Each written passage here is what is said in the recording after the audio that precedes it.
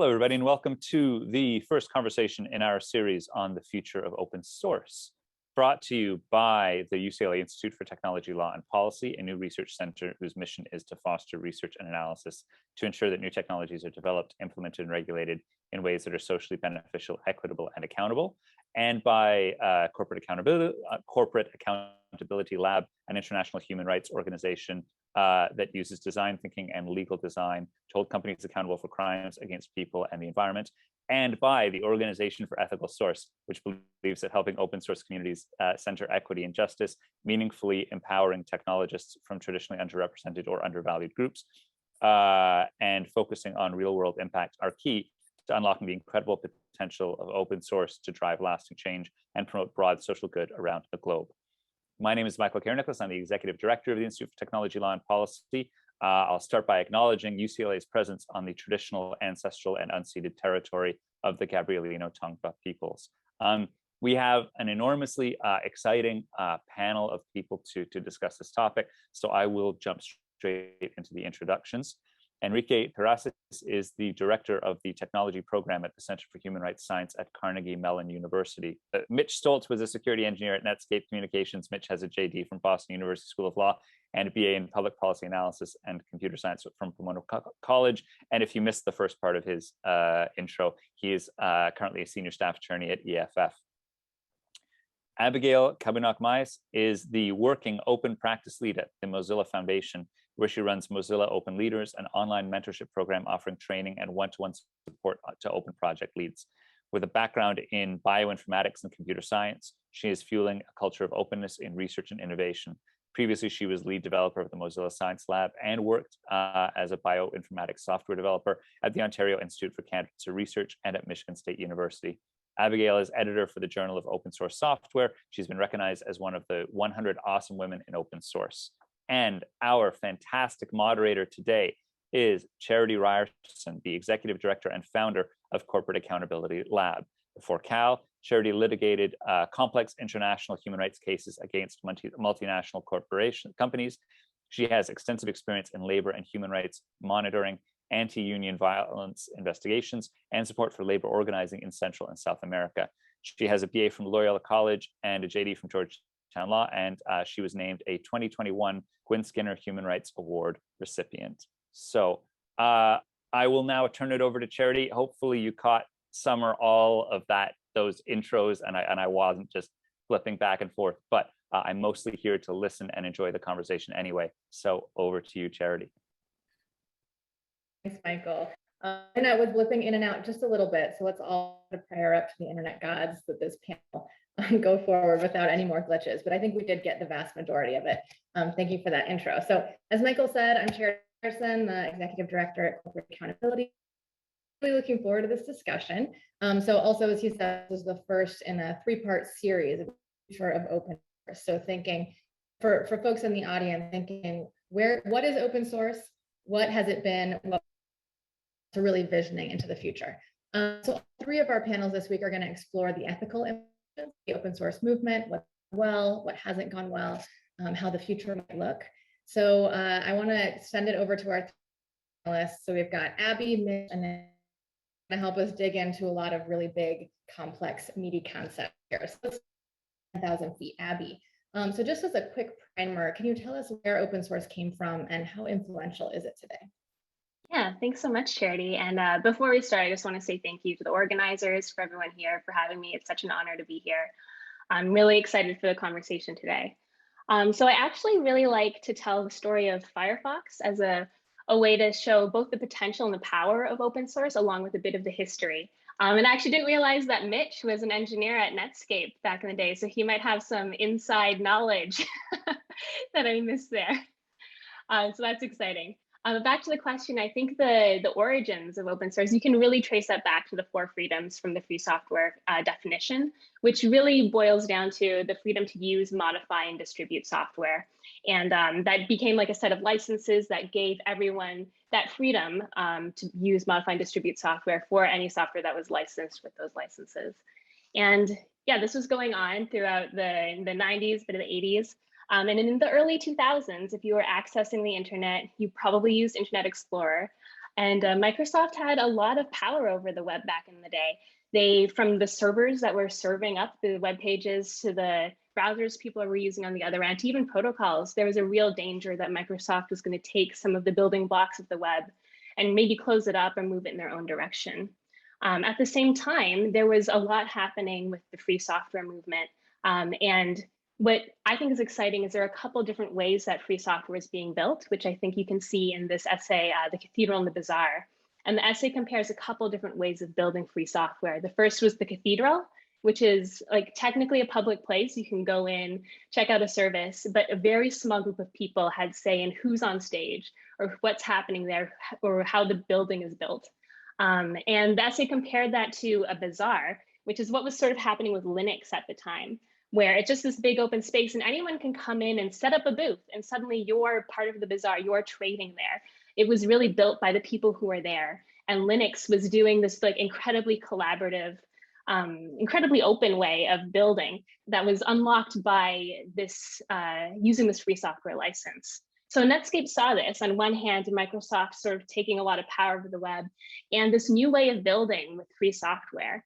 So they did something quite radical at the time and they released the Netscape Navigator Suite, the source code for that publicly in the open. And there's a great story from Christine Peterson who coined the term open source. I'll encourage you all to check it out. But one of the first times the term open source was used was to describe that action of Netscape releasing that software as open source software. So it's really exciting just to see the beginning of Mozilla was this grassroots group of activists, developers, designers, engineers that really just wanted to take back some of that control over the web and really shift some of that power from Microsoft. And a few years later, Firefox came and that really happened. You could see some of that power go back to the people and we have the open web that we have today. So the open source initiative or the OSI, they do a great job of stewarding that open source definition to be that license. But those licenses really unlock a great way of working collaboratively that allows you to punch above your weight, allows you to do something more than you can on your own. And past that, open source has really taken over the world. You can't start writing software today without first using a whole stack of open source software. We are standing on the shoulders of giants. We've seen so much innovation over the past few decades because we can build on top of each other's work, which is why it's become so powerful, but this conversation is so important with ethics. Software like decides what video I watch next and can decide if someone's eligible for parole. So I think that's why I'm excited to be part of this conversation when we think about how to build this responsibly and ethically. Sorry if I went over, but thanks for the question, Jared. No, that was awesome. It was really good. I think you also gave us sort of a sense of vision. You know, I heard a lot about openness and freedom. So I want to kick. So if open source is about openness and freedom, why is this something that's dealt with in the commons as a part of the public domain? What do we want? It's often referred to as the right to exclude. So why is everything open source licensed instead of just being freely available? Sorry, I think that was directed to me. You were cutting in and out. So fingers crossed on a good internet connection here. Yeah. So open source licensing and free software licensing before that are kind of a strange application of the copyright system because you're right. The heart of copyright is a right to exclude, and the purpose of copyright really is to ensure that creators of various sorts, including software developers, can control to some degree the use of their creations, and in doing so be compensated for them. And in most circumstances, that means imposing artificial scarcity on information goods that are not really scarce because they can be reproduced indefinitely. The purpose of open source, right, is kind of at odds with that. I mean, because it really is to achieve sort of maximal distribution and maximal freedom for other parties besides the creator to create further things with that software, to both to use it and to modify it and to share the modifications or to combine it with other things, and in a continual process of innovation that is often can be harmed by the maximal application of copyright law, which controls reproduction and distribution and creation of derivative works.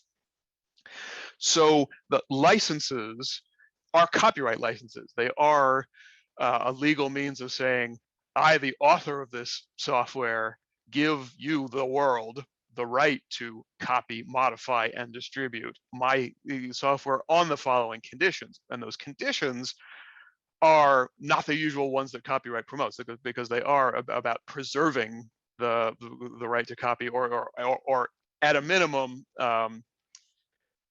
making sure that the unmodified software can be distributed freely without individual permission. And then many licenses also say that any modifications have to continue the same licensing terms. There's a tension at the heart of this free and open source software, which is that its effectiveness, the effectiveness of these licenses depends on the same mechanism that these licenses were, in a certain sense, created in opposition to. So the sort of stronger application of copyright, greater penalties, the sort of ease of enforcement against more indifferent people, the lower cost of enforcement, the scope of what copyright covers, all of those things potentially help make open source licenses more effective, but they also make freedom in general and the ability to do broad distribution and open modification harder on a broad level when we're talking about things other than open source.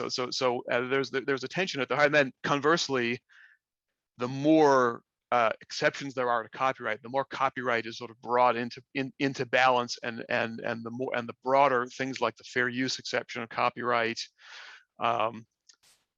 where as for example, the U.S. Supreme Court just ruled that it was fair use to re-implement for Google to re-implement the Java API as part of Android. So the ability to reuse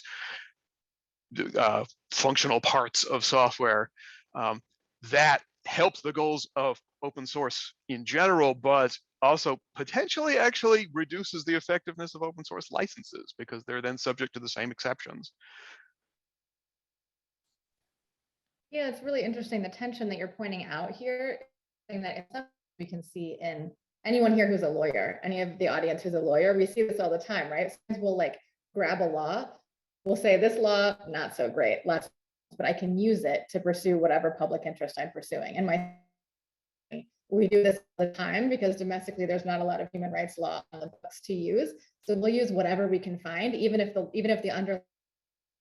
So I think as a practical matter, it makes a lot of sense to use what there is licensing is available. But I think that what you're raising is kind of in the way that the open source movement has constructed itself and the possibility of really transformational change. I see my internet table again. I'm going to kick it to Enrique. I hope you all can hear me. Enrique, so one thing that a lot of folks say about open source is that it's framed as value neutral. And I guess with your own background in human rights and technology, can technology be value neutral? What does that mean? And how should we look at the whole idea of sort of applying to a technology? Thank you. Well, I think, just dive directly into that, I think it is a little bit tricky. I think that one of the fundamental challenges to answer this question or to think about what can we do from there is that we don't have a good understanding, a good common understanding of what technology may mean, right? For some of us, technology often will mean, the use of software for corporations that end up being provided to us as some form of service. For some other people, it may mean perhaps hardware. For others, if you're in 7th grade in the US, it may mean, something very generic as knowledge and artifacts that we use to advance, or address human needs.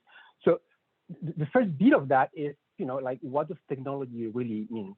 And if we use what I believe may be the most common bit, this assumption that technology does imply the provision of services by corporations, then the idea of values becomes very tricky because yes, perhaps the software that we have written, right, when it's in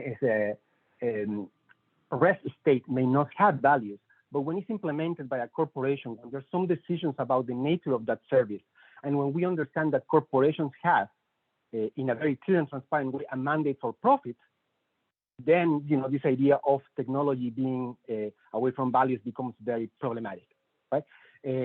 We often think of technology as this generic thing, and this creates a veil, a smoke screen that doesn't really let us see what is behind. If we were to think again about technology per se, yes, I think it would be possible to get to that point where we think that there's not really a system of values. If we were to think about it as the system that it is, then it becomes much more complicated. That said, I'm speaking in the context of open source and trying to share with you a first drop of optimism. I do think that in the context of open source technology, we do see something that is related to values. The idea of openness that we see amplified in the creation of open source software and hardware, even if it's incredibly valuable and a fantastic surprise over the last perhaps 20 years, is something that is not new to our societies, that is not new to our ecosystems, to our communities of practice. Many of the great things that we have done as a pretty old species are related or have been grounded in our general openness, the one that can create collective intelligence. So in that sense, I think that when we think of these values, there's a few places to think from. And I would say that perhaps the best place to see that is, if we're able to really understand and place where they belong, each one of the values that are at play.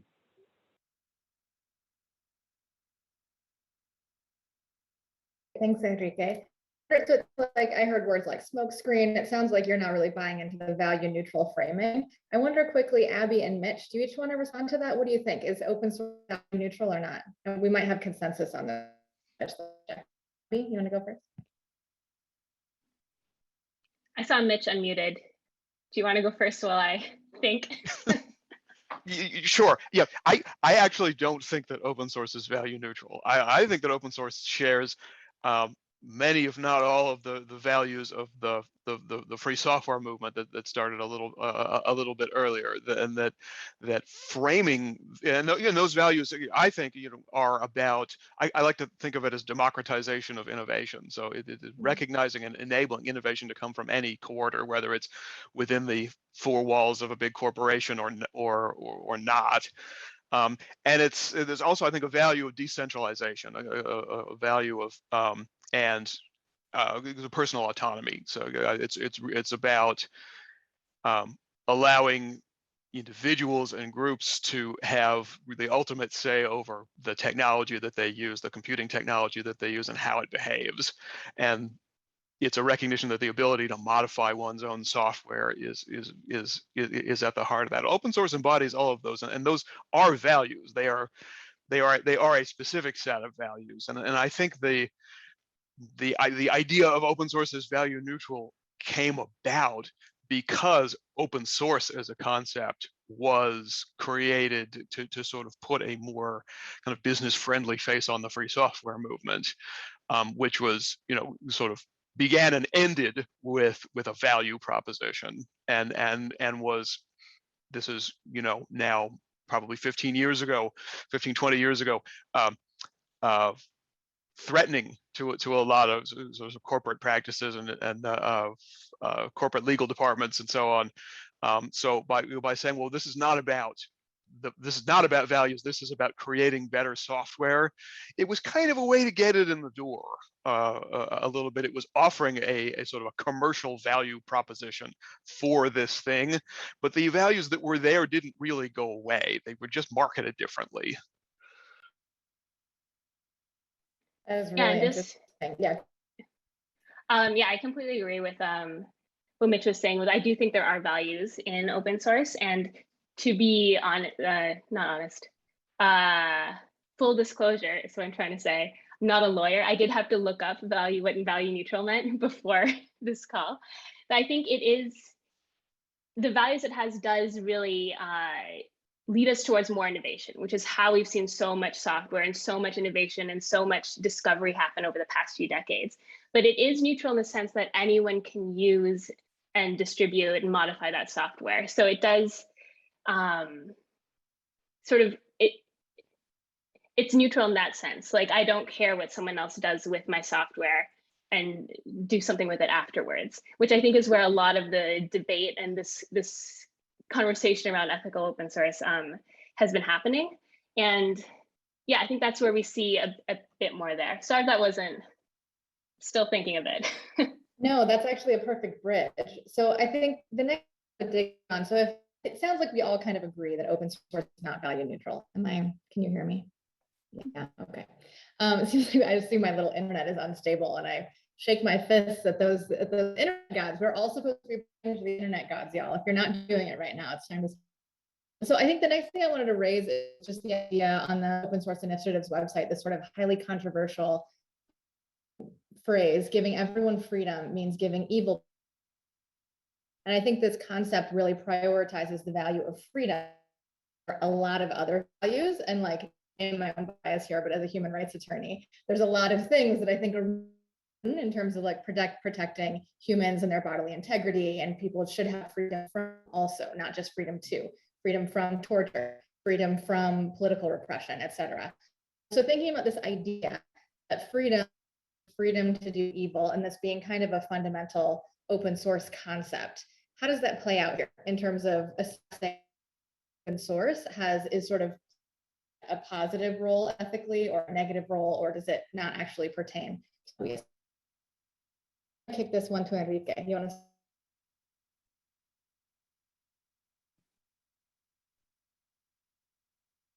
to? There was a little bit of breaking in the audio. So you could just repeat briefly the question, the last bit. I'm sorry about that. Sorry. Yeah. So just thinking about the, this concept of the freedom to do evil and the prioritization of certain over others, and place them as a very high value in that kind of conduct. We assess an ethical lens. What does this mean? Does this have an impact on how we see it being ethical or not ethical? Maybe it has no impact. What do you think? Oh, great. Thank you. Well, I do think that there is, and again, I'm going to try to put and share another drop of optimism.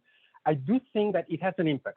I think that there's things that we react, generally speaking, positively. And when we think of something that is, open, when we think of something that is inviting, something that will be shared, I think that when we think from that perspective, there is a general positive impact.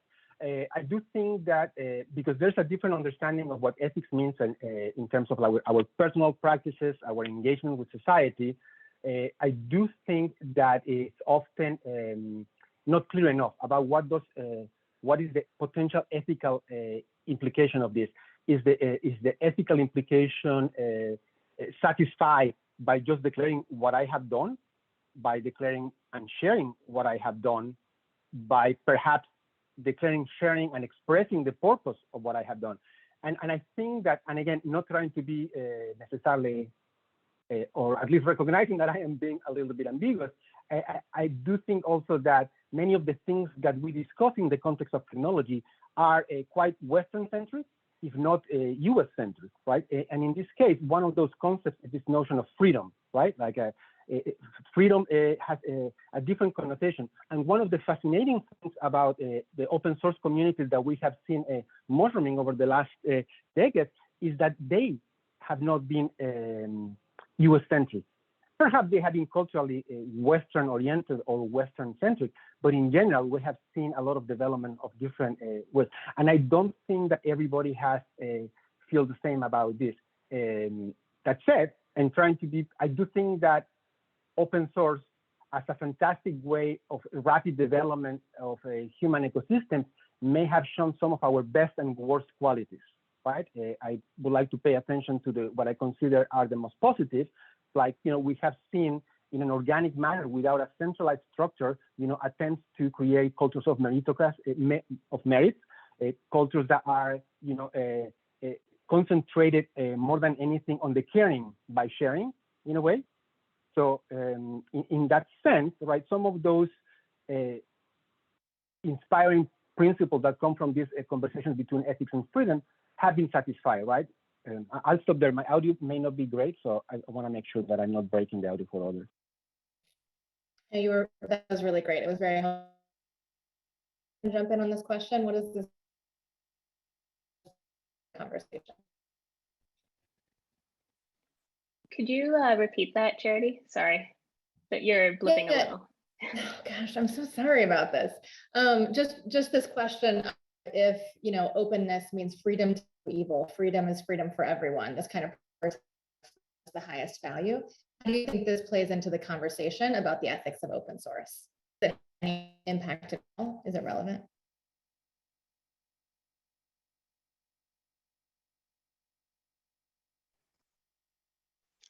Can I jump in? I may be answering a question with a question, but when we talk about the ethical impact of open source, I think it's inseparable from the question of whatever set of requirements or values we're talking about. How are they enforced, and are the tools that we're using more effective at enforcing some things than others? And what are the sort of ethical implications of the enforcement? So there's kind of two components of enforcement when we're talking about open source, as we in the traditional sense, and one is the author of the software. One of the authors of the software takes a user of the software to court, and what they'll do in court is accuse them of copyright infringement, because the argument in court is, you violated the terms of the license, therefore you don't have my permission to reproduce or distribute the software, therefore you're infringing my copyright. And copyright infringement, again, is this mechanism that was built to ensure compensation to authors. It's sort of built around this notion of sort of authorized distributors and unauthorized distributors. And it evokes a series of tools, through courts and court remedies and stuff, and various other things, that are attuned to solving particular problems, but also maybe carry their own ethical problems, and then sometimes risks of abuse, risks of really potentially damaging people when it's used against them wrongly. The other part of enforcement is more about community norms. It's more about public shaming, but also sort of a public dialogue about how an author wants their work used. It's sort of more of what copyright lawyers call a moral rights perspective. This software is a piece of me, and this is how I want it to used and represented in the world, because it's part of my personality. But that's can be more of an informal or a community-based conversation rather than a formal legal one. But if different values then overlaid on that, or different requirements, are going to be more or less suited to both of those forms of enforcement, and some of them may be prone to abuse that in itself can be an ethical wrong. Yeah, and just to jump in on the question, but also respond a bit to what Enrique was said with the very Eurocentric view of tech ethics, is tech ethics is not new. There's social science, race and gender studies, like a lot of different experts from around the world can, they've experienced this. Even thinking about the nuclear bomb and this Union of Concerned Scientists at MIT, we've gone through this before as a society. And I think a lot of times when we're talking about ethics and open source, we're just talking to each other and not really bringing in these other experts, which openness allows us to do. Because we are working open, you can invite experts from other fields into these conversations. And I'm glad we're having these kinds of panels, and I'm looking forward to the rest of them, just to see how we can bring in these other views, so that we aren't building a solution that is very Eurocentric, or it's relying too much on the author or is some other form of enforcement. And also speaking to a point earlier about how globalized open source is. There's developers all over the world now who are developing open source in many different languages, in many different places. And there's communities in the global south that have huge explosion of open source developers. And so that's kind of facet of this, that even if there are some ways in which its framing have been very global north or west, implemented initially, that there's probably a natural process that will take place by virtue of its openness and decentralization. It means that there's this extraordinarily diverse group using it, impacted by it. It's kind of speaks to some of those positives that I think the benefit that it has brought to the world. So thinking, Abby, you mentioned the nuclear bomb, thinking about, let's say, a creator, create some technology, you have personal values in the creation of this technology, but you're licensing it under an open source license, which has a lot of restrictions about what you can put in there. And then that technology is used for some extraordinary changing evil. When you look at kind of freedom to do evil, my internet's unstable. When you look at that freedom to do evil, do you think that that this creator should have the ability to respect the future uses of that technology? Mitch, you want to jump in on that first?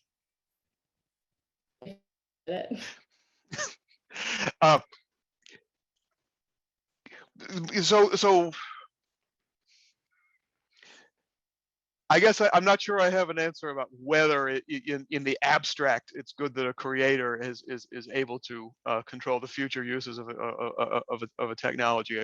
I guess I would lean towards no, but it's not a question that we really can answer in the abstract, because of this question again of enforcement, which is what does that control look like, and is it the prerogative of one person or one small group of people who were the original authors or some contributor to a software, or is it the prerogative of a community of developers and users who've collectively set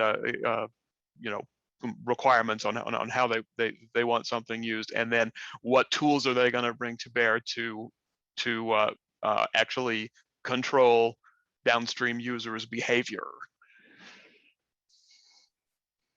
So just to make sure I understand, do you think it's that the creator should not be in a position of exercising that much control, but there are people who are sort of better? Is that kind of the idea? I think it's not that they shouldn't be, it's that the control that they can, I think, effectively and pragmatically, the sorts of control they can enforce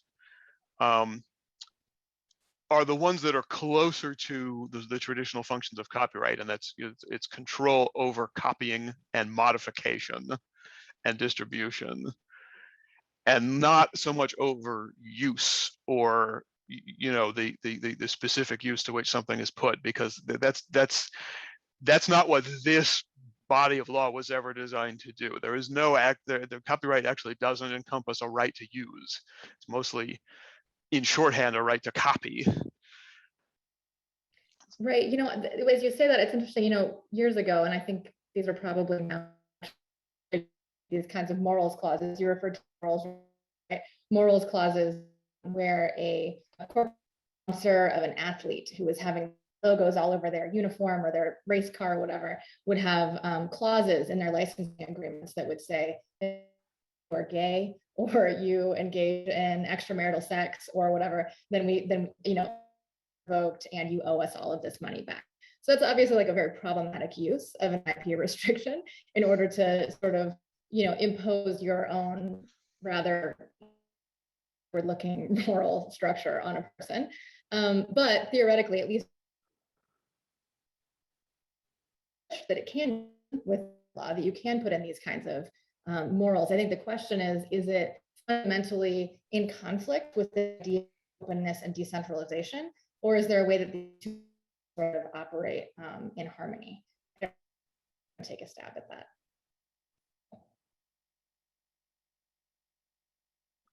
Sorry, did you call on someone? I missed the very end. Yeah, I did call on you. Oh, and me? Okay. If you want to. Thank you. Yeah. Yeah, and I think this is a tricky question, and I probably should have thought more about this before the panel. But I do come from a science background where the research is published and we're all just building on each other's discoveries. And at some point, you can take this to an extreme, is Pythagoras responsible for the nuclear bomb being built because all of this information was used to build that. And like, no, he's not. But if a researcher does create something really with a lot of potential for harm, then yes, that does get regulated. And that's more for, the interest of the public. So it's tricky. Like, should we have control over how people use our software? I think because we've seen so much innovation, and we've seen people use software in ways that I haven't expected.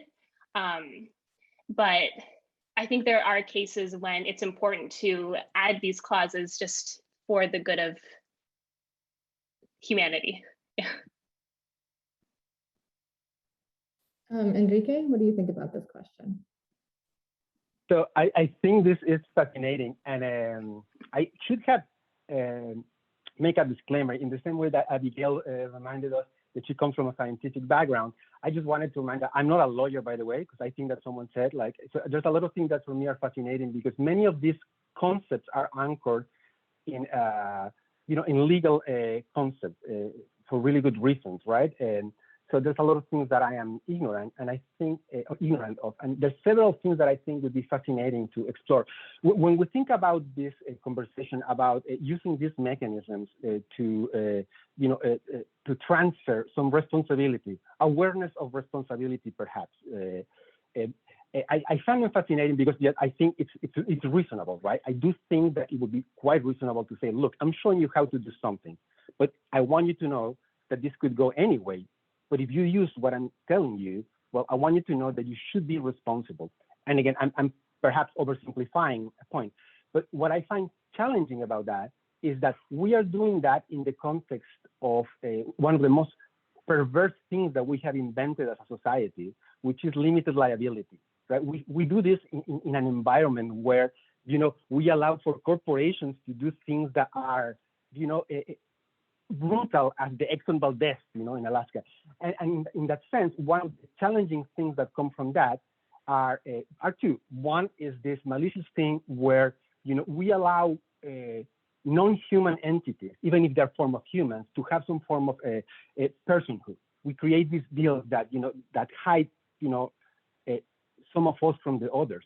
And not only from like the legal potential consequences, also from those of like the judgment from our peers, right? Our kids do not know where we have our retirement money, and that money has used in Papua New Guinea, to displace some populations in the quest for gold, whatever that. My retirement is not there, by the way, just was using that as an example. I just want you to know. The other bit of that is that this allows for a great differential between action and consequence. Again, using that, Exxon Valdez and a few other things could be good. So one of the things, I'm not going in this rant about what we have done with this world that we were given, but I do think that even if we think that it's not necessarily the best way, even if this is something that may be seen as some form of like incomplete patch of things, it is at the same time a fantastic way to do something that otherwise has been incredibly difficult. If you think about many of the successes of open source, again, I'm starting to go beyond what I think I am qualified to speak. So I'm talking about this from the perspective of someone that uses open source or is fascinated by these cultures, is that we actually have been able to limit what corporations do, right? Like in the licenses of, you think of Apache, which by now is probably like, the main engine between anything on the web, like maybe 60%. And again, those numbers may be up and down, but Apache, which for those of us that have not been familiar with it, is the brand, is the label of a piece of software that is often installed in web servers to provide, the web pages that we see. It's often used. And if you think about that license, right, it has limited what certain people can do with those changes. We have benefited in many ways. So I do think that there is a fantastic thing that we can do in this imperfect thing. Now, the tricky thing is that we should continue to be aware that it's imperfect, right? But the thing that needs to be modified is larger, right? That ethics are not enough, that we need something that has clear channels that are actionable for remediation, for example. I'll stop there because I think that other people are much more qualified to speak to this point. Though, Enrique, I want to ask a follow-up question. So when you say clear access to channels for remediation. Can you speak more to that? What is it exactly that you think there should be available to people who are harmed? So I'll share with you, in the spirit of open source, one thought. This is quite likely an impossible thought. It's quite likely childish in the best way, like in terms of like the creative, like ignorance of limits and I don't care type of approach. Is like if we think of not something as direct as, well, even if we think actually of oil and the oil spillage, right? Like we can think of what happened over the last decade in places like the Gulf of Mexico, where one of the large initially owned British corporations, was behind a set of actions that created an incredibly huge damage to the environment and to our future generations, and for people that live, in that neighborhood. So a big chunk of us, present and future. If we think about, what was done to address what we have caused, it's incredibly limited, right? So one of the things that I have been thinking when we think about software is that perhaps, one thing is to create kind of in advance, like places to put our responsibility to our remediation. If I am going to do something, if I'm going to be using software and a number of algorithms that are fantastic, but that will be taking decisions on things that are very important to humans, current and future. But I know that there's a 1%, a 0.001% likelihood of something just going not well, as it happened to some human that was living in New York that got his benefits removed by some form of algorithm in the EBT distribution of stamps in New York. Like someone was not able to do that. I think that one way to have this remediation is to place some resources in advance, in advance for those cases where we create some changes. What we have learned, for example, around ombudsmen or ombudspeople in the Americas, perhaps around some specific issues, may be more necessary. I do think that the thing, and this is one of the things that is fascinating behind the spirit and the text behind the license that the Corporate Accountability Law has been working on, is that it starts to show a path of what states could look like. That because some of these things that you can see in a license that has been created in the outside of the states are giving hints of what could be in a state. But in a state for remediation, they should.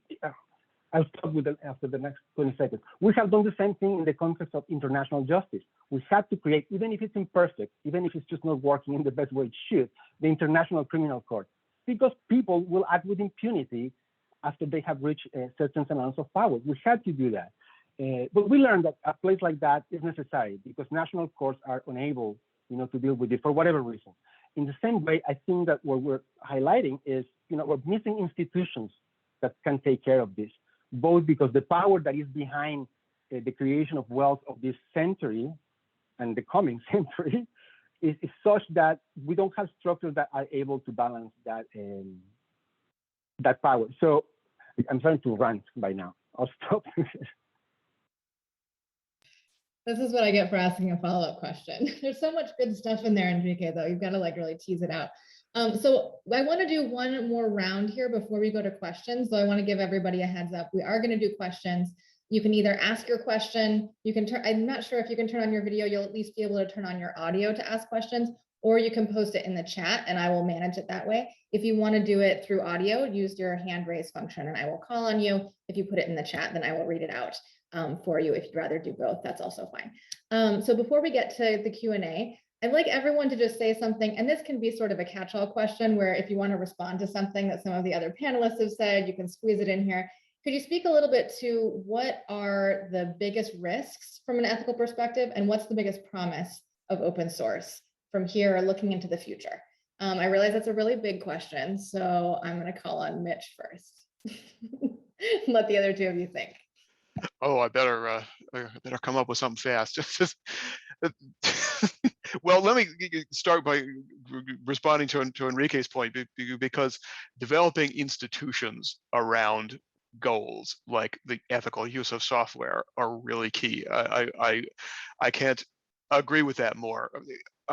open source and free software began as often called a hack on the copyright system, or just turning this tool that enforces exclusivity into a tool for inclusion and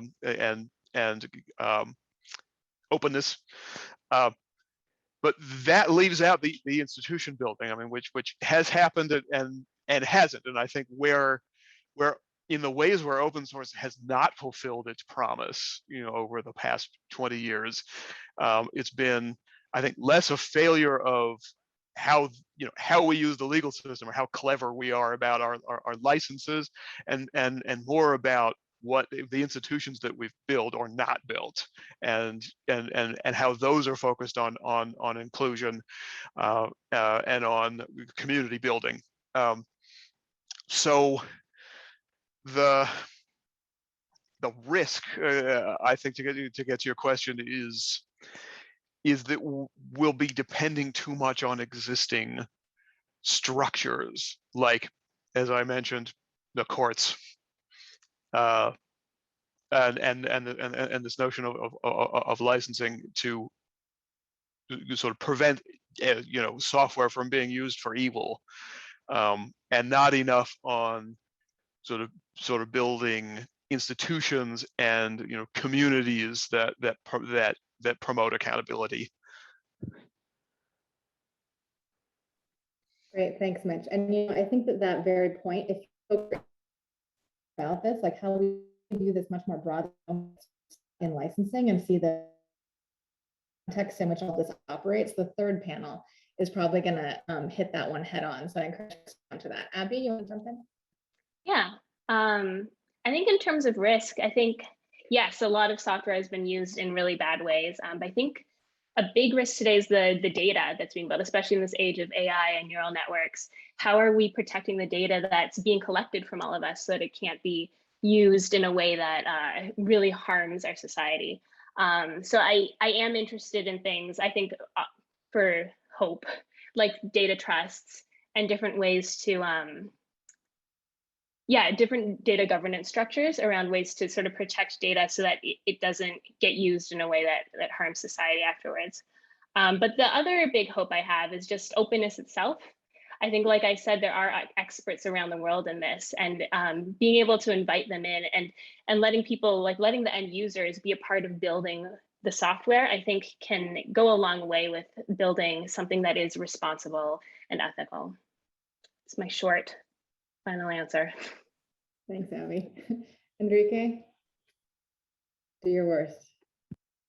I just want to say yes and +1 to both Mitch and Abigail. I think I have used enough of the time. I think that, yeah, they just nailed it. Great, pithy. Okay, so if folks have questions, let's start moving over into the question part. You can post them in the chat, you can raise your hand, and I will call on you. I see there has been some interesting conversations in the chat here. Let's see, so it looks like we do have a question from Jacob Wilson. What about protecting the future distribution methods of using software mechanisms such as copyleft terms? SaaS offerings, for example, have been used to evade the spirit of this license term through technology changes not foreseen by foundational open source licensing. Does anyone want to take that one? Yeah, I'll jump in on that one. That is somewhere that open source has not been that successful, and part of that is, I know I'm harping on this, but a limitation of this method of using licensing to enforce ethics, and it's because there needs to be a balance between software with a given set of license requirements in terms of actually getting used, versus having terms that advance the ethics and the policies that we want to see them advance. So there are licenses. The AGPL comes to mind, the Affero General Public License, that are written to address the SaaS problem and other problems where if the software is running on your server, then you don't have to, then I can use it, but you don't have to show me the code or allow me to modify it. There are licenses that are written to address that problem. They're not just not very widely used. And that's the tension again. For everyone, make sure everyone understands SaaS, define SaaS, and tell us what that means and what the SaaS problem is, just to make sure we're all. Yeah, it's a sense for software as a service. It's the idea that the world is sort of moving towards it. Instead of buying or downloading a software package that runs on your personal equipment, you're connecting to software that's running on a server, often through a web browser or some kind of lightweight piece of client software. But for example, it's the difference, for example, between Microsoft Word as it used to be and Google Docs. Google Docs is software as a service because the word processor itself is running on Google's side. Thank you. Does anyone else want to jump in on this one, or should we go to the next question? Okay, we're going to go to the next question. I think this is a really interesting one, and we're going to get really philosophical here. So Enrique, I know you're going to have a big role in answering this one. So there's 3 words that have been commonplace in this discussion: ethics and control. I want to know what the hosts understand with these words. So this is a really interesting question. I'm just going to build on it a little bit before I pass it over to you all. In the human rights space, we often talk about, you know, what are all of these human rights, and who came down from on high and said, you know, the International Covenant on Civil and Political Rights, this is objective, people have these rights. And then, you know, economic, social, and cultural rights, which are much less recognized in the West or in the United States and much more so in the global South, you know, why are those sort of treated at a different status in different parts of the world? And so this conversation comes up a lot. And I think in the human rights space, the answer is usually something like, we just came to as close to a global consensus on this as was possible and decided that this is what it was.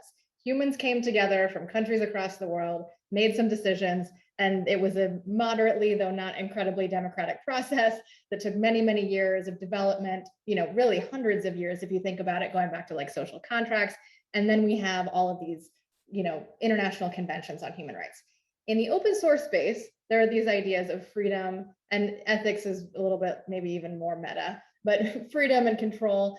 And I guess we can bring in ethics as well. But these kinds of concepts that are values, that are kind of stated values within the open source space, where did those come from? What's their kind of higher moral legitimacy and the sort of hierarchy of values that's created within the open source space?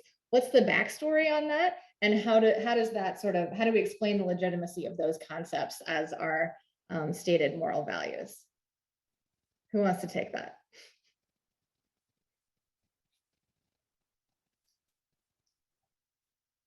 I'm happy if nobody wants to go first.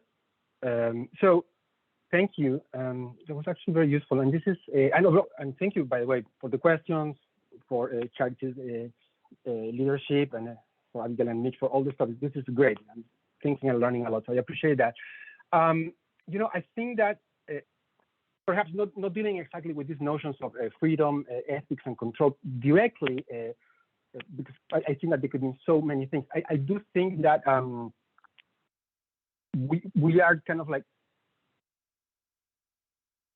framing or kind of like tiptoeing. I think that's the way American English will do it. Like we're just navigating carefully about something, which is that there's something that is not working somewhere out there.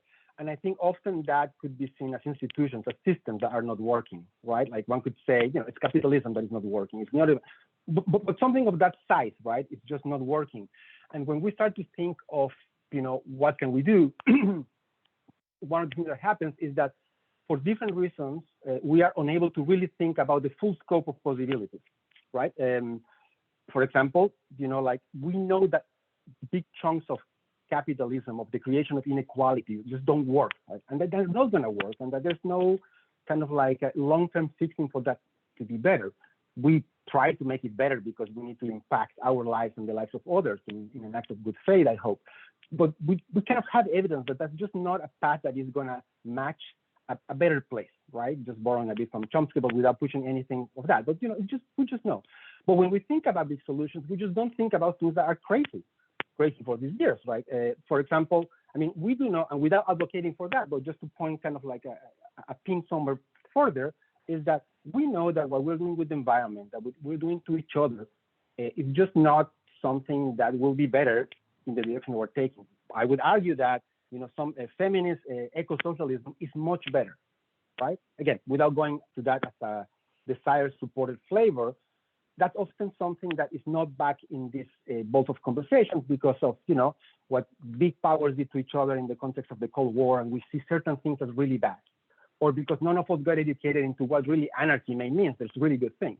And the reason I'm saying that is because one of the things that has been fascinating about open source movements, again, including those before hardware and software as we understand it today, is that they have been the organic creation of communities that have found ways to imperfectly kind of like regulate each other and be constructive and be very positive. And one of the things that is challenging is that we are trying to learn from that, which is great, but bring it back to institutions that are inevitably going to limit or corrupt those values. So one thing that we are kind of like missing here is that it's in the most constructive way that I can say is that thinking of fixing institutions, thinking of creating institutions is not enough. We need to think about, you know, what are those things that we can do at a human scale, those things where, you know, that the personhood is properly placed. So when we think about going back to Perro Tuerto kind of like a comment, you know, I think that I'm thinking of those things as things that operate on an individual scale, right? It is the liberties, the freedom of myself, but also projected to those that I know, not only of those that I don't know. I think that the exercise that we could do is think of those that we care, you know, of your daughter, your son, your mom, the people that you really, really care. Okay, too long, sorry. No, that was good. That was helpful. I wonder, Abby, do you want to speak to this? Yeah, jump in. Yeah, I was just gonna unmute. I wasn't there when they were coming up with the 4 freedoms, and I haven't read extensively there. But I do think that like freedom has been like very emphasized in this movement and in this community, and I think for good reason. And just as an anecdote, the first time I heard about free software open source, I was like a first-year student, university, studying computer science. Someone said the phrase like "free as in speech, not free as in beer." And I had never had beer before. I was 17. I grew up in Canada. Like, why is free speech so important? I was very naive and like it made no sense to me. But that was just a fun story that's unrelated to this answer. I do think there's been a lot of emphasis on freedom and innovation. And just being able to build on each other's work, which I do think mirrors what happened in like the scientific revolution with the creation of journals and sharing knowledge, and like it led to the Enlightenment, and it led to a whole lot of human knowledge, and so now we have this whole lot of software knowledge. But then comes regulation, then comes a lot of other things to protect humanity from these discoveries we're making. So I think we're at that point where we're realizing its freedom maybe is not the end all. And I'm glad we're having these conversations. I don't know the best way to regulate. And I think that's what all of these panels are for. But yeah, that's my take on what's been happening. Mitch, do you have thoughts on this one? I'll just add, you know, that the ways in which open source software today reflect freedom and control relate directly to the problems that the movement, you know, was created to address. And again, also the free software movement, which is a little bit older, and part of that is promoting innovation. But I think the really important one, and the one that's most closely tied to ethics, is control is a good term for it, but it's a particular kind of freedom that is enabled by having control over one's own computing environment. It's as simple as the devices that we use and that are now, of course, shaping our lives intimately and broadly. And so in so many ways, those devices obey us, and they don't obey the agendas of various, you know, moneyed interests or governmental interests that may be opposed to ours.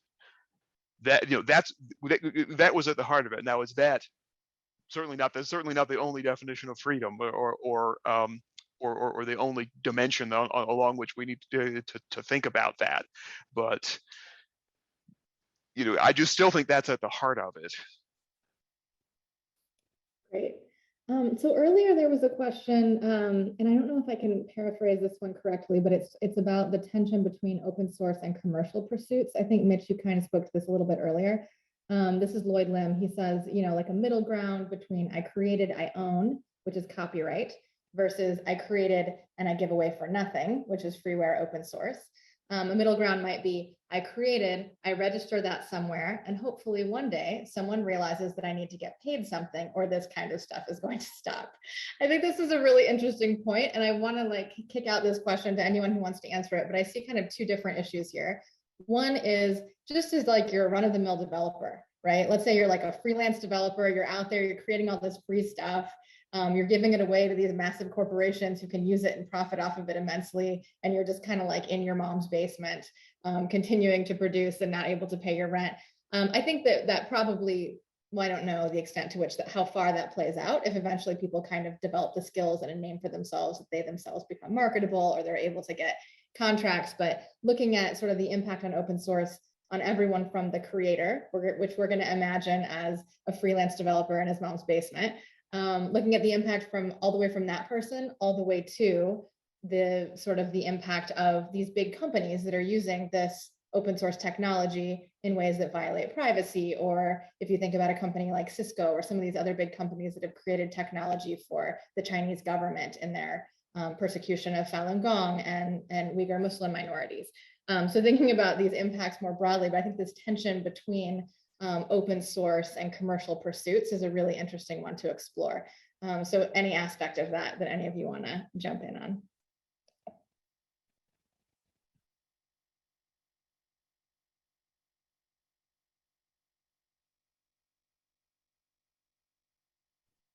Mitch, I'm going to call on you because you kind of raised it earlier. Then I'm going to try to make Enrique and Abby also answer it. Yeah, I don't know. I'm struggling with this a little bit. I think I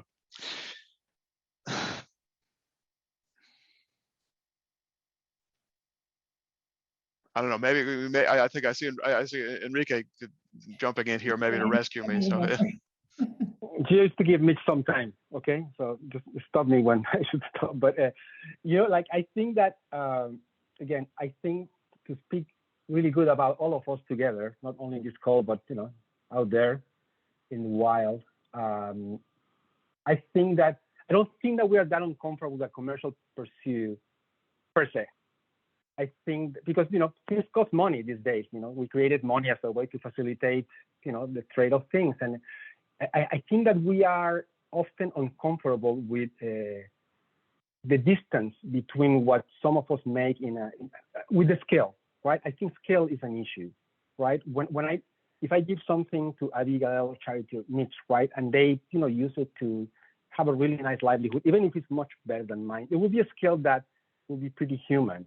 I think it's when someone comes and takes this really clever idea and starts to take advantage of it for something that is just too big.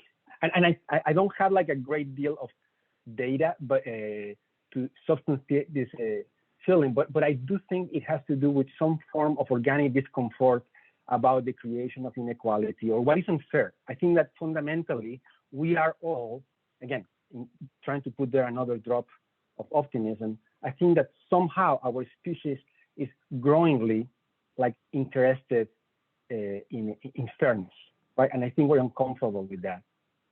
And in open source, one of the things that I found fascinating, and again, only knowing a little bit of the very large ecosystems that exist out there, one of the things is that open source, even when you think about the very dogmatic free software like Richard Stallman, the people that have this incredibly, dogmatic and super anchored things, the communities around or within open source are very different, right? In some places like Brazil, there's serious institutions, like what created in the Red Hat times or what Canonical did in South Africa. And there's different flavors where there's Apache, there is as many licenses, by the way. So one of the fascinating things about open source is that it doesn't really resolve one issue in one way. It just allows for many of these things to be, how do you say, heterogeneous, to just have different approaches to different things where we can all have, fit in different places. So it speaks really well to our kind of like human nature, right? Like it's just not possible to have, a robotic approach to these things.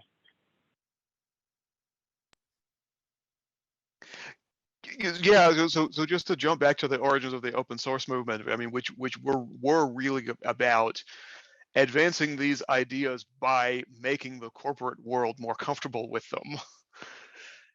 And to some extent, that's been successful because big business did make peace with open source in many ways, and in fact that open source software now is at the heart of so much of our technology. I mean, and then if that's the measure of success, it's been fantastically successful. I mean, most of us on this call right now are using open source software to view and participate in one form or another. Now, it has been a perfect success, and because there is the circumstance that I think Enrique touched on, where and Abigail touched on as well, where contributors who don't have political or economic power are having their work exploited by those who do, where it's essentially circumstances where contributors to open source projects end up creating value for big corporations for free and not being compensated for that value. Right, that happens, and that's the bad side of open source. But like Enrique says, I mean, I think that's the part that depends a lot on the different governance structures that have been created, and the multiplicity of approaches within this broad concept of open source, because I think some of them are better about that than others. Yeah, and it's a big question. I don't think I have too much to add, but it also brings up this idea of sustainability with open source. How are volunteers going to keep a lot of the software alive? And yeah, I think I just wanted to add that there. I don't remember what I was going to say. Great, thanks, Abby. I have a question here from Sami Haq, who I kind of wanted to call on to ask this question live. Sami, are you there? No, okay, I'm just going to read it. So he says, excluding SAS and quantum computing limitations, why shouldn't licensing be discussed as a tool in limiting use, since to use is also to copy? Since copying from the hard drive to RAM to run software is sufficient to trigger copyright law, which is why SAS and quantum computing have created new issues in copyright. It's a very technical question. I wonder if Mitch or Abby is able to answer that. Abby, you want to kick it off? Sure, I can say Mitch also referred to this earlier, just like a license could address it, but then you'd have to, like, the courts would be the one enforcing it. And that court system, it's also very like geographical. So that's tricky. Mitch, continue, please. Yeah, to allude to the sort of paradox that I mentioned at the beginning of this. So it's not completely true that loading a copy of a program into RAM in order to run it is something that requires a copyright license. The answer, as with many legal things, is it depends. But the more that's true, yes, the more it becomes possible to enforce morals clauses from a license in court. But it becomes equally possible to enforce the sort of the whims of big business when they are written into those licenses. For example, that they might exert control over the outputs that you create when you use a piece of their software. Those two things are kind of inextricably linked. It's like, just like open source, morals clause can be used for good or evil. It's all ambiguous. I wonder, Michael from UCLA, can I call on you to ask your question? Hi, yeah, absolutely. So I put it in the chat. whether or not the panelists see any shift in understanding, of open source or the open source movement or the value of open source or whatever, and any relation between that and broader shifts in understanding of technologies. And the reason that I ask is, so, you know, I cut my teeth in the tech policy space in like 2010, 2011, which was like the height of tech optimism. Like the Egyptian government had just fallen and everything was great. And I remember like the first piece that I published was really just like, let's just get everybody, mass communication tools in the hands of everybody. And what could possibly go wrong? The world is democratizing. And obviously like now, 10 years on, certainly from me and from a lot of folks that I know were active at that time, there's been a lot of like reflection of like, not just reflection of like how things have changed and the costs and potential harms of technologies and how that needs to be mitigated, but a lot of you know, potential skepticism of the impacts of these technologies. And that's, so, you know, I don't say that as a Luddite, as someone that says just like, let's just dial back the clock 30 years and I'll go back to using fax machines or whatever. But, you know, I do wonder about that broader shift in our understanding of technologies, and wonder if there's a connection there, or if between the shifts that we're discussing in understandings of open source and the ethics underlying it, and whether those two are interrelated.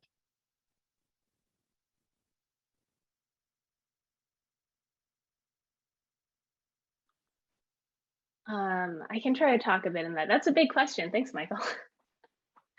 I think I have seen a shift in the open source discourse understanding around realizing that there is this question of sustainability. We're seeing a lot like Nadia Iqbal's work on like roads and bridges and the Working Open Book. I think there's a lot more people realize that open source doesn't just magically happen and then we all benefit from it.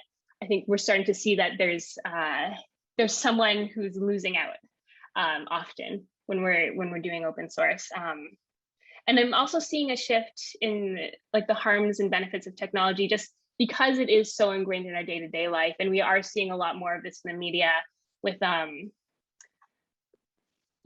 AI not recognizing facial recognition, not recognizing Black people, and the recidivism algorithms with inmates being let on parole. I think we're seeing there's been a lot more high profile news about how algorithms are really affecting our day-to-day lives and are having a lot of control over our lives, even if we don't, we didn't think so before.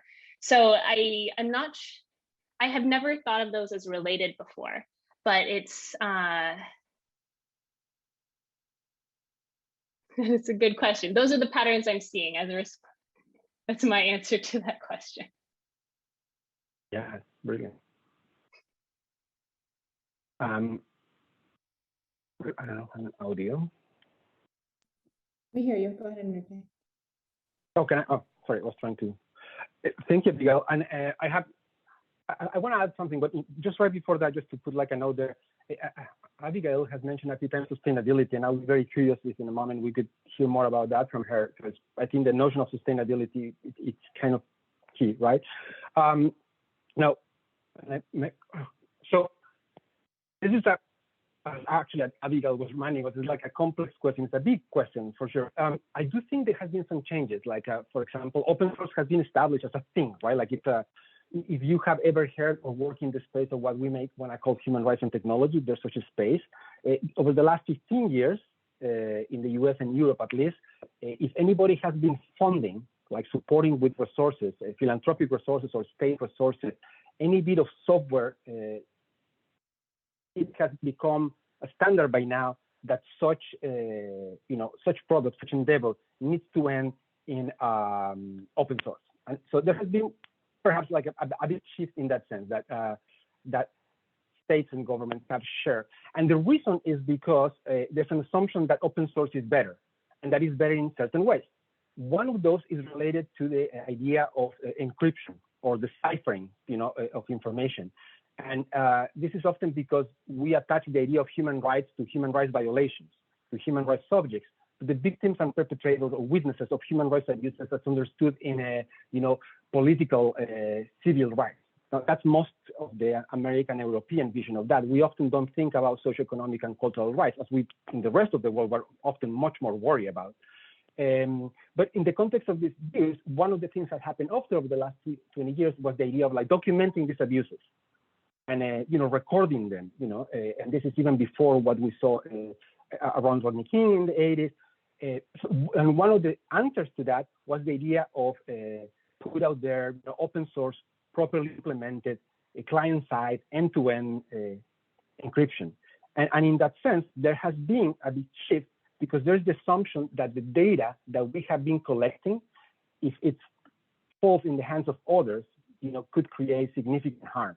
We are aware that the collection of the data of all of us, may come with harmful reactions. That said, paradoxically, we're all super okay using Facebook and Spotify and things that create that. Then the other thing that I just wanted to put out there is that this is, I think, the effects of this can be seen in, for example, what the special rapporteur for extreme poverty has been doing. Like Philip Alston, who actually had been charged before with extrajudicial killings in terms of his engagement with the UN, was tasked 2 or 3 years ago or something to take a look at things. And one of the things that he was looking at was at the impact on welfare of technologies. What is the harm that comes to technology into non-civic and political issues, into this much more complex set of things. But I think that there is a significant shift that is coming from different ways.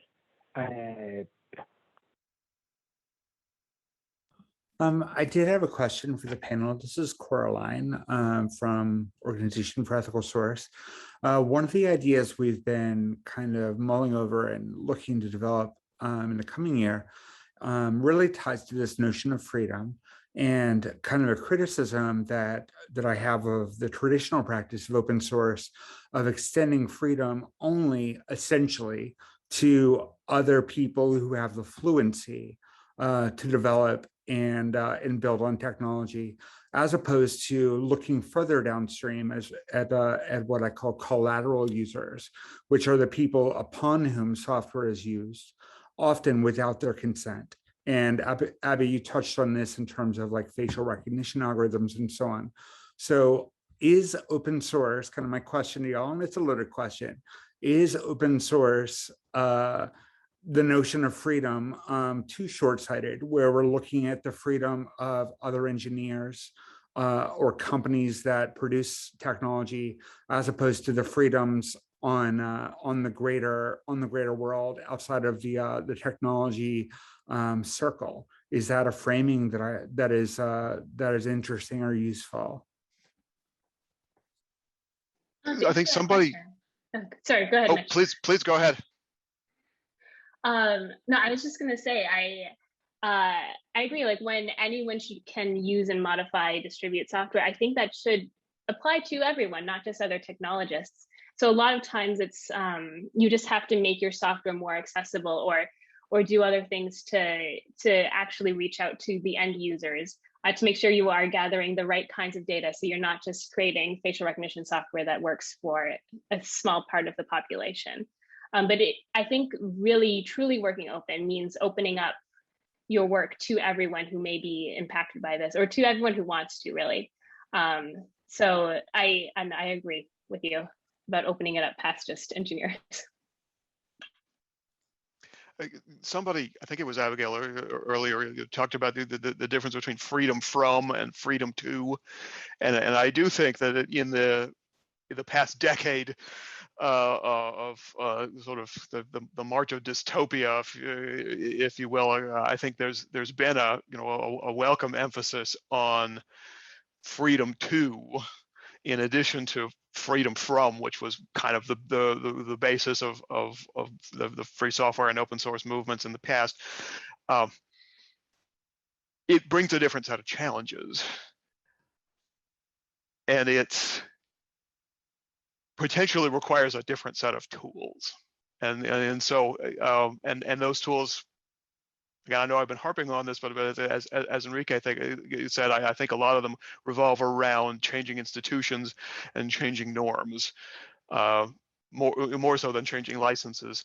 And I think there's been a lot of positive movements, in recent years on, for example, codes of conduct in software development projects. There's been a real strong foundation laid for that, but one that's separate from the idea of licensing, but it's establishing and enforcing through various means community norms. And that, I think, is part of open source. I mean, that's but it's broader than licensing. We are absolutely going to get to that in the third workshop, where we talk about a layered approach to these problems. So I'm not going to speak to that now, but y'all should definitely come to that third session. Great, thank you, Coraline. And also our second session is going to be more specifically geared toward licensing. So I think some of these questions looking at licensing more specifically, and then more broadly at what Coraline calls the ethical stack. I think we'll kind of build out on a lot of the ideas that we have laid the groundwork for here. We're about out of time, so I want to kick it over to Michael to give any final announcements here. But at first, I just want to say thank you so much to all of our panelists and to everyone who came. These were really great questions. This was a really interesting discussion that maybe got a little bit more out there and philosophical than we had all anticipated, but I think it was a good place to start this three-part series. Yeah, definitely echoing that. I think this was fascinating and very much appreciate the participation by all of our panelists and my co-organizers, and obviously everybody who showed up. Just as a quick plug for the other two events in this series, the next one is going to be taking place on Thursday at the same time, so it's 12 o'clock Pacific time, and that's going to feature Sam Hawk from Corporate Accountability Lab, Luis Villa from Tidelift, and Karen Sandler from the Software Freedom Conservancy, and I will be moderating that. And then on Friday, we have Coraline from Organization for Ethical Source, Sarah Pearson from Creative Commons, Stephen Laporte from Wikimedia, and the moderator is Nathan Schneider from the University of Colorado. And the theme for that one is going to be the ethical stack. So both of those are at noon Pacific time on Thursday and Friday. We made it super easy for you. It's the same link as today, so you can just reuse that, and we'll probably send a reminder around as well. And with that, thank you so much to everybody. I really enjoyed this, and I'm very much looking forward to the next events in our series.